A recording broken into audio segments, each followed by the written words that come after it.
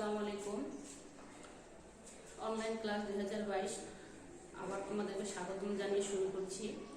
আমি মাহমুদ আক্তার, সহকারী শিক্ষিকা, বানিয়াল উচ্চ বিদ্যালয়, মহেশপুর, মুন্সিগঞ্জ। আজকে আমি ষষ্ঠ শ্রেণীর বিজ্ঞান বিষয় নিয়ে আলোচনা করব। আজকে আমি দ্বিতীয় অধ্যায় জীবজগৎ নিয়ে আলোচনা করব। জীব কি এই সম্পর্কে আমাদের সবার আগে জানতে হবে। যে সকল বস্তুর জীবন আছে সেগুলোকে আমরা জীব বলি। যে সকল বস্তুর প্রাণ নেই বা জীবন নেই তাকে আমরা জড় বলি। যেমন জীব বলতে মানুষ, পশু পাখি, গাছপালা, অন্যান্য প্রাণী যা খাদ্য গ্রহণ করতে পারে, চলাফেরা করতে পারে, শ্বাস প্রশ্বাস নিতে পারে, সেগুলোকেই আমরা জীব বলি। আর যে সকল বস্তু যেমন চেয়ার, টেবিল, বই, খাতা, এগুলোর কি নেই? জীব নেই।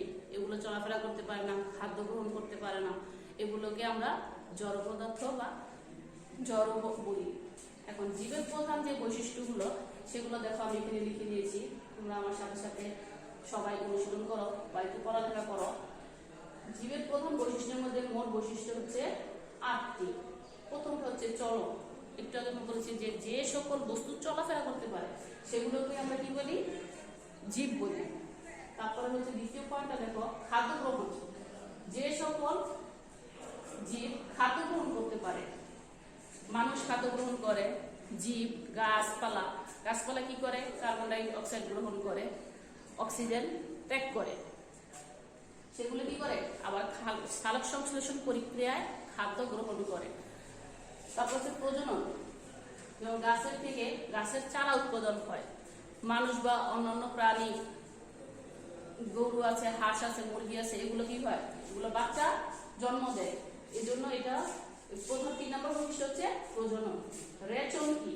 রেচন হচ্ছে খাদ্য পরিপাক করা। যে কোনো জীবেরই খাদ্য পরিপাক করে।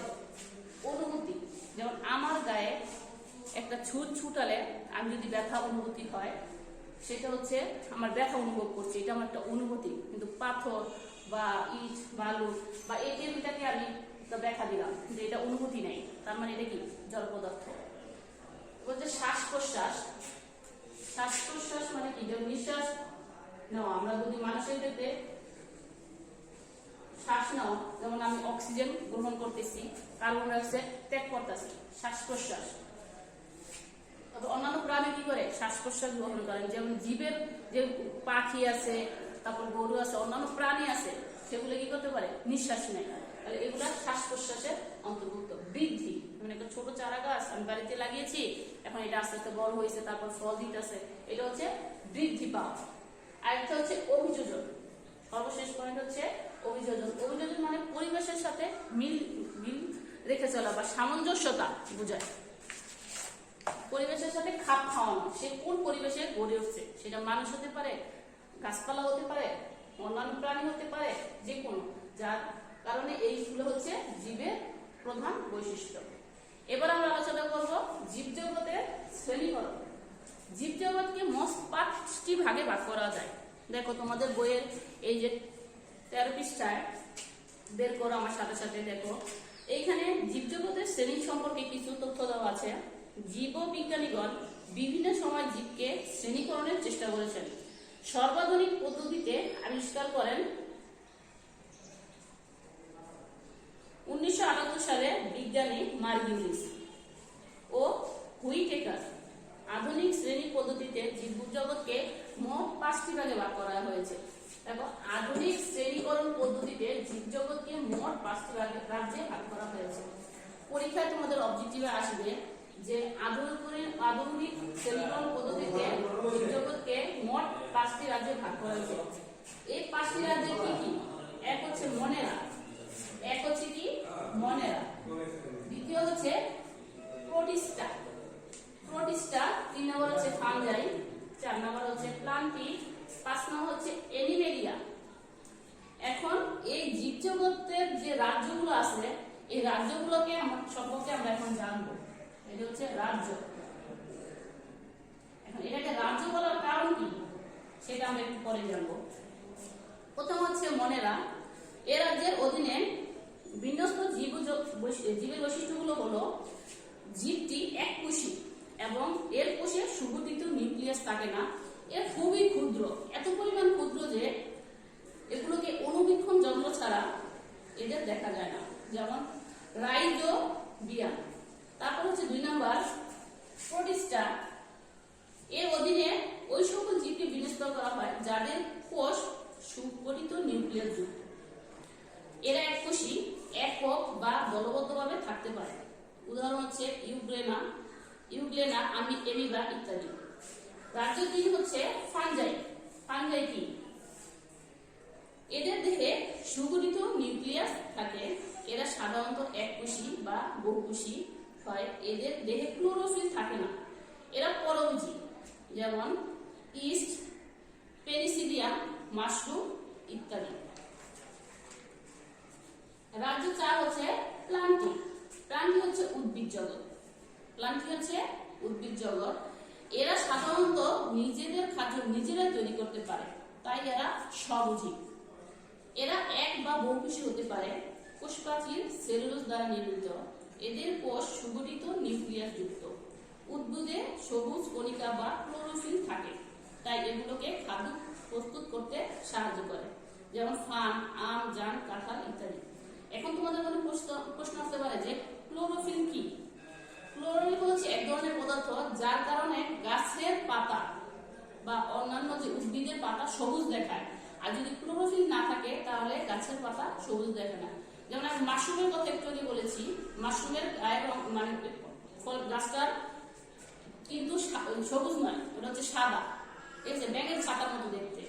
এখন যেখানে ক্লোরোফিল থাকবে সেই পাতার রং থাকবে সবুজ। আর উদ্ভিদ সালোক সংশ্লেষণ প্রক্রিয়ায় খাদ্য গ্রহণ করে, এটা অন্যের উপর নির্ভরশীল না। কারণ আমরা সবসময় জানি যে গাছে আমাদের পানি দিতে হয়, পানি দিলে কি গাছ পানি খেয়ে ফেলে? খেয়ে মানে এটা কি করে? মাটি ভিজাতে সেখান থেকে তার প্রয়োজন অনুযায়ী সে এর দিকে পানি শোষণ করে সে তার পরিমাণ মতো গ্রহণ করে খাবার। এবার সর্বশেষ হচ্ছে অ্যানিমেলিয়া। অ্যানিমেলিয়া কি? প্রাণী জগৎ। প্রাণী কি? মানুষ। মানুষ হচ্ছে কি? প্রাণী জগতের অন্তর্ভুক্ত। এসব জীবকোষের সেলুলোজ নির্মিত কোষপ্রাচীর থাকে না।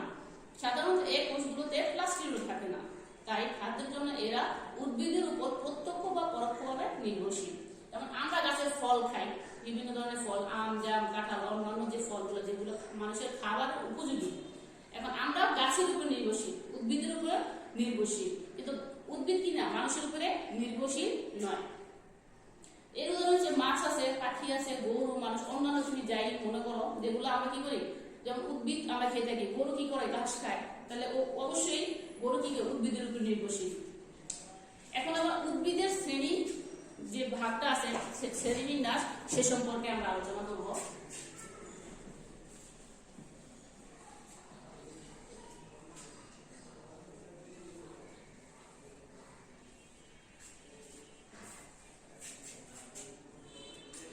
উদ্ভিদকে আমরা দুটা ভাগে ভাগ করতে পারি। উদ্ভিদ বলতে আমরা মূলত জানি যে গাছ, গাছকে আমরা উদ্ভিদ বলি। উদ্ভিদকে আমরা দুই ভাগে ভাগ করতে পারি, একটা হচ্ছে অপুষ্পক উদ্ভিদ, একটা হচ্ছে সপুষ্পক উদ্ভিদ। অপুষ্পক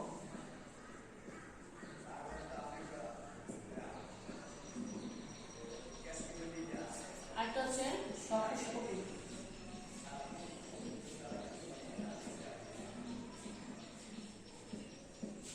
এখন সপুষ্পক উদ্ভিদ কি আর অপুষ্পক উদ্ভিদ কি?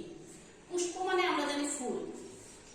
পুষ্প শব্দের অর্থ আমরা অনেকেই জানি যে এই শব্দের অর্থ হচ্ছে ফুল। এখন অপুষ্পক, অপুষ্পক মানে কি? যেখানে ফুলই বা যে গাছে ফুল ধরে না, ফুল ধরে না, ফল ধরে না, সেগুলোকে অপুষ্পক উদ্ভিদ বলে। আর যে গাছগুলোতে ফুল হয়, ফুল থেকে ফল হয়, সেগুলোকে সপুষ্পক উদ্ভিদ বলে। এখন অপুষ্পক উদ্ভিদের উদাহরণ হিসেবে আমরা বলতে পারি যেমন শৈবাল। অপুষ্পক উদ্ভিদের মধ্যে শৈবাল, শৈবালের কি হয় না? ফুল হয় না, ফল হয় না। আর সপুষ্পক উদ্ভিদের মধ্যে আছে আম গাছ, জাম গাছ, বিভিন্ন ফলজ গাছ।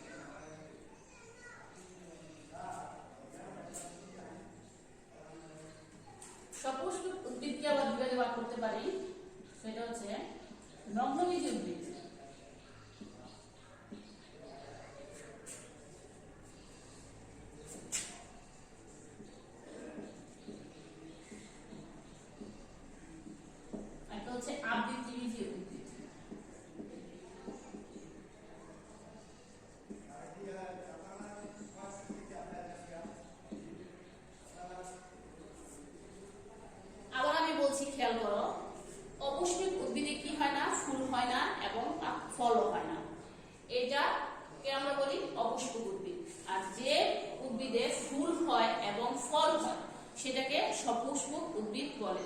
সপুষ্পক উদ্ভিদকে আমরা আবার দুই ভাগে ভাগ করতে পারি, একটা হচ্ছে নগ্নবীজি উদ্ভিদ আর একটা হচ্ছে আবৃতবীজি উদ্ভিদ। এখন নগ্নবীজি উদ্ভিদ কি? যে বীজে কি হয়, ফুল হয় কিন্তু ফল হয় না, ফুল হয় কিন্তু ফল হয় না, সেটাকে আমরা নগ্নবীজি উদ্ভিদ বলি। আর একটা হচ্ছে ফুল থেকে ফল হয়, ঠিক আছে, যেটা বীজটাকে ভাগ করলে দুইটা অংশ পাওয়া যায়, সেটাকে বলে আবৃতবীজি উদ্ভিদ। এখন নগ্নবীজি উদ্ভিদ হচ্ছে সাইকাস পাইনাস, সেগুলো ফুল হয় কিন্তু ফল হয় না, সাইকাস, আর একটা হচ্ছে পাইনাস।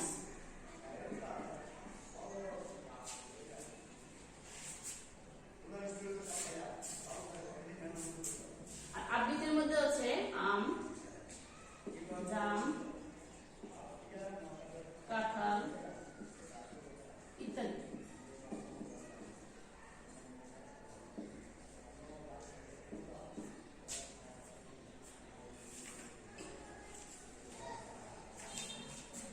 এই হচ্ছে উদ্ভিদের শ্রেণীবিভাগ। এখন আমরা আলোচনা করব প্রাণী সম্পর্কে। জীবজগতের মধ্যে প্রাণী হচ্ছে সবচেয়ে গুরুত্বপূর্ণ যে প্রাণী কি, যাদের প্রাণ আছে তাদেরকে আমরা জানি কি প্রাণী বলে। এখন এই প্রাণীর মধ্যে ভাগ আছে, একটা হচ্ছে অমেরুদণ্ডী প্রাণী আর একটা হচ্ছে মেরুদণ্ডী প্রাণী। মেরুদণ্ড কি? মেরুদণ্ড হচ্ছে একটা গঠন, দেখো মাছের মধ্যে এরকম মেরুদণ্ড এরকম চারদিকে কাটা থাকে, মানুষেরও দেখবা হাড় আছে মেরুদণ্ডের মতো শক্ত, পিছনে ধরলে দেখবে একটা শক্তের এরকম একটা দণ্ডের মতন আছে, সেটাকে বলে মেরুদণ্ড। তো আমি মাছ দিয়ে আজকে তোমাদের বুঝাবো। এবং মাছের মধ্যে কাটা থাকে, যে কোনো মাছের যেগুলো কাটা আছে শক্ত মাঝখানে, সেটাকে বলে মেরুদণ্ড, সেটাকে বলে কি মেরুদণ্ড। এখন এই মেরুদণ্ড যাদের আছে তাদেরকে বলে মেরুদণ্ডী প্রাণী, আর এই দণ্ডটা যাদের নেই, যে প্রাণীর নেই, সেগুলোকে বলে অমেরুদণ্ডী।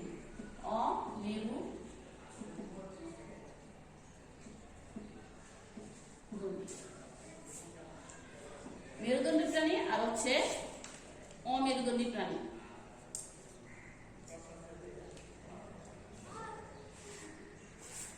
তোমাদের বইয়ে দেখো, সবাই বিজ্ঞান বই দেখো 16 পৃষ্ঠা, যে মেরুদণ্ডী প্রাণী এবং অমেরুদণ্ডী সম্পর্কে এখানে বলা আছে।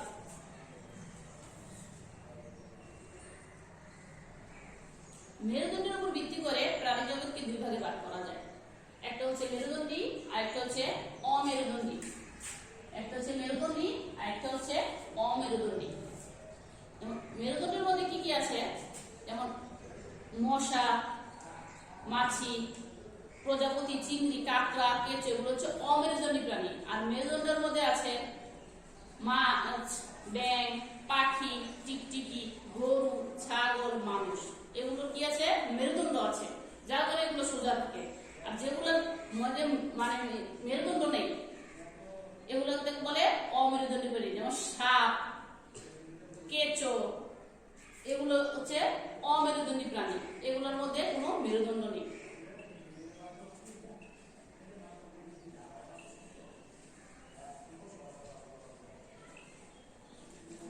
অমেরুদণ্ডী প্রাণীর কয়েকটা বৈশিষ্ট্য আমরা নিয়ে আলোচনা করি।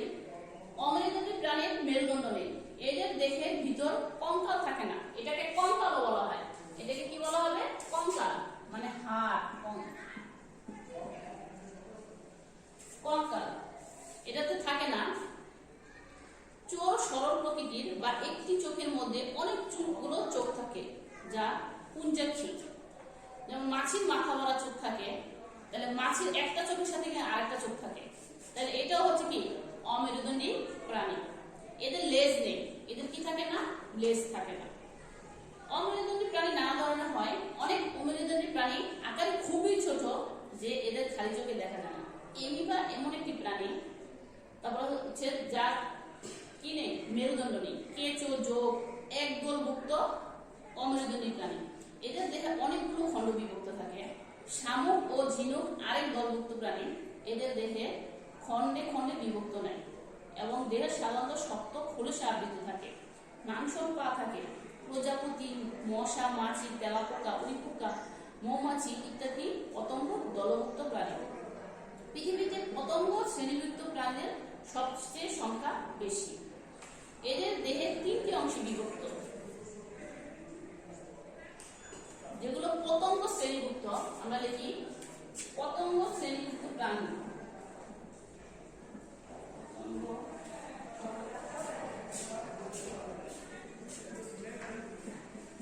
প্রাণী এদের সবচেয়ে সংখ্যা বেশি।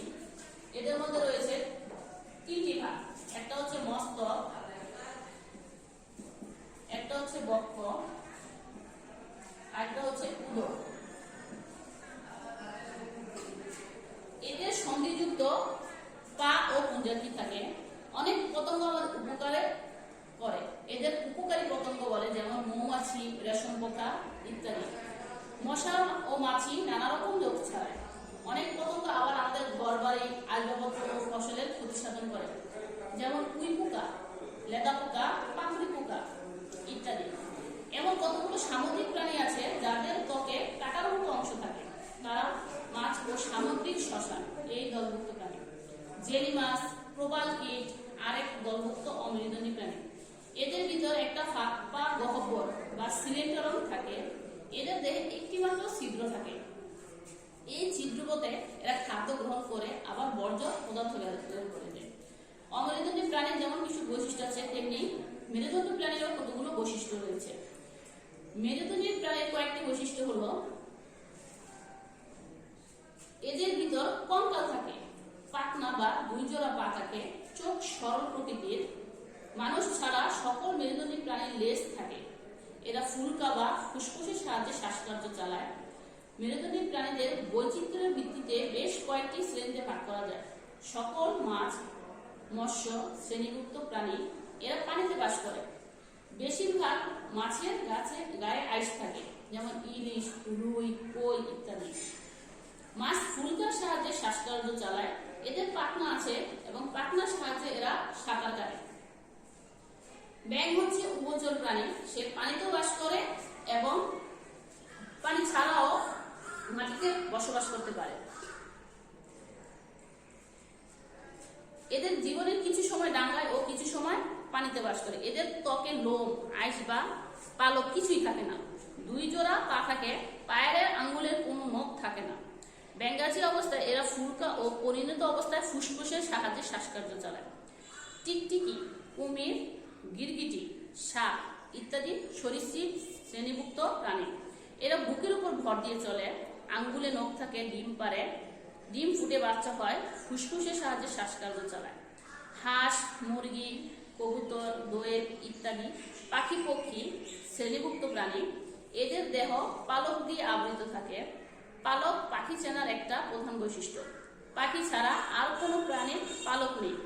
বেশিরভাগ পাখি যা আছে যারা উড়তে পারে। উট পাখি, পেঙ্গুইন এবং আরো কিছু পাখি আছে যারা ডিম পারতে পারে না। ডিম পারতে পারে কিন্তু কি করতে পারে না, উড়তে পারে না। এবং ডিম থেকে কি হয়, বাচ্চা হয়। বানর, ইঁদুর, কুকুর, বিড়াল, গরু, ছাগল ইত্যাদি স্তন্যপায়ী শ্রেণীভুক্ত প্রাণী। মানুষও এই দলের অন্তর্ভুক্ত। এদের দেহে লোম থাকে। বাচ্চা মায়ের দুধ খেয়ে বড় হয়। মায়েরা বাচ্চা প্রসব করে। স্তন্যপায়ী প্রাণী মাছ, সাপ, ব্যাঙ, পাখি ইত্যাদি থেকে বুদ্ধিমান। এদের মস্তিষ্ক ও দেহের গঠন বেশ উন্নত। তা আজকে এই পর্যন্ত। আশা করি সবাই বুঝতে পেরেছো। তো সবাই ভালো থাকবে। আল্লাহ হাফেজ। আসসালামু আলাইকুম।